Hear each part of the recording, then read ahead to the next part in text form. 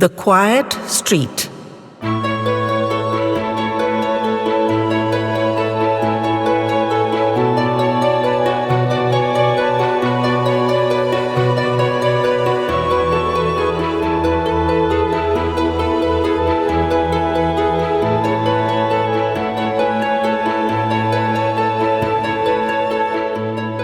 I live in a little cul-de-sac of an extremely busy thoroughfare.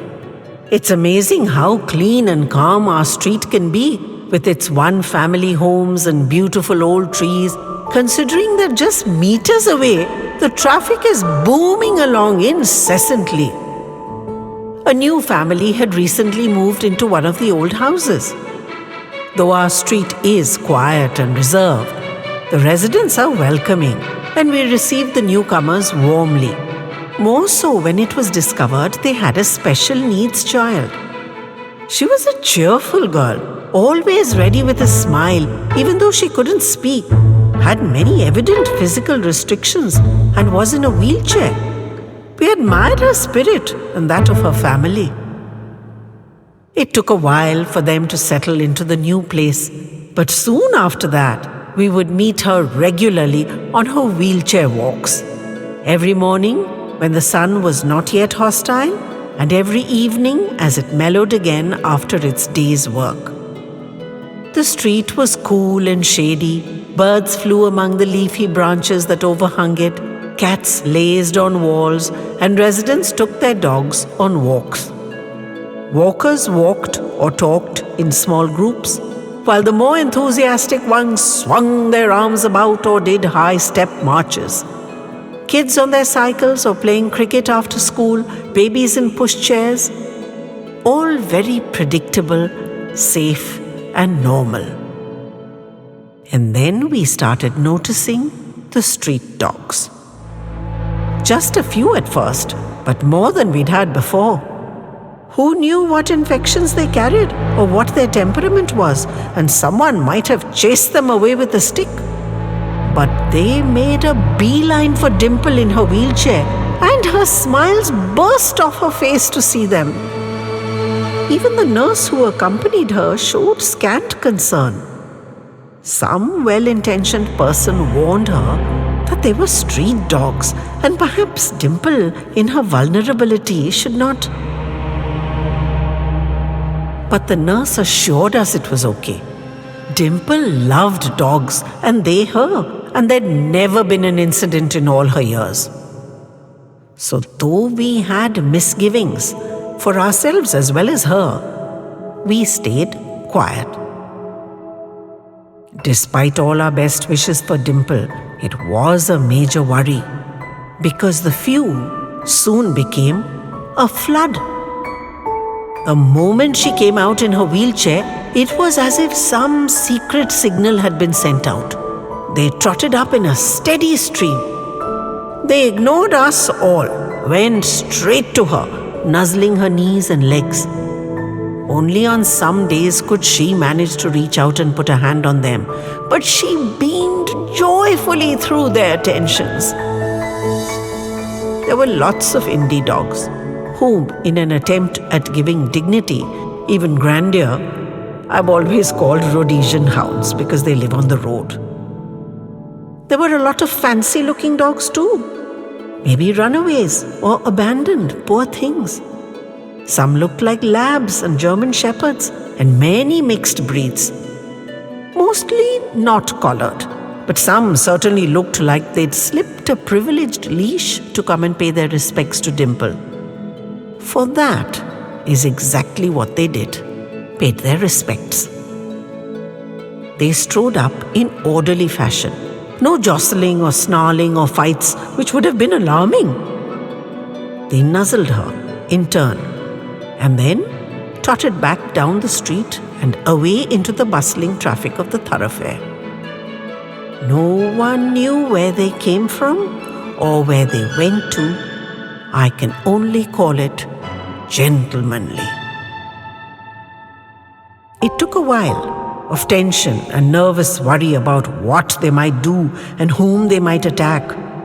But finally, we all got used to them. Some of us even tried to make friends with them, though they ignored us magnificently. It was indeed a bit galling to be so overlooked. Yet the radiance they brought out in Dimple made everything worthwhile. She was so evidently delighted to receive them.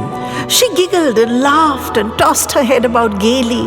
Her hands struggled and fluttered to reach them. And when she managed to touch one of them, she squealed with pleasure.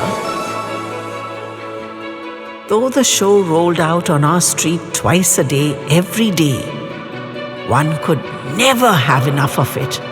Just watching their interplay brought a rainbow into your chest, and its glow remained even after you'd gone back to your routine. It has been years since that first day, and we laugh at our own trepidations about the influx of the dogs. As the nurse had assured us, nothing untoward ever happened, and the upside has been immeasurable. A twice daily miracle to cheer our world-weary souls. But Dimple was getting weaker. She missed her walks, sometimes just a single one and then she'd be back, sometimes a few days or even a few weeks at a time. The street struggled with her absences. We offered support, but there wasn't much we could do. We sent trays full of food and healthy drinks, videos of charming dogs from the internet, and floods of music forwards, another of her favorites. And we fretted. Instead of walking, we stood around in small groups on the street and shared our concerns for her. On the days she didn't come out, the dogs were absent. Not a one. There must be a canine network that we humans are unaware of, for they always knew. If she was awake too long, a week say, they'd come, a few only, and one at a time, stand around the gate at the street, sniffing. God alone knows what message they received, but they go away soon enough, still having nothing to do with anyone else. And then one day, it was mid-morning, and only us retirees around at home, and the dogs started coming in. 1, 2, 3, 10, tens, more than I could count. They came soberly, lowered themselves politely on the street like canine sphinxes, and stayed there in silence. The street was full of them, leaving only a polite passage down the center. I stood on my balcony and wept for sweet, smiling, dog-loving Dimple, and for those faithful sentinels I had so maligned in the past. They stayed for days, quiet, heads on their paws, respectful, rejecting offers of biscuits or bread, and only occasionally accepting a sip of water. They mourned their sweet friend, probably even more than we mourned her. Then slowly, in ones and twos over days, they left our street, and we never saw them again. Our street returned to its erstwhile doglessness, and to any outsider, it seemed quiet and charming. And only we residents know the deep loss its seeming normalcy covers. That little girl, with all her personal challenges, spread a wonderful joy amongst us, and we will miss her forever.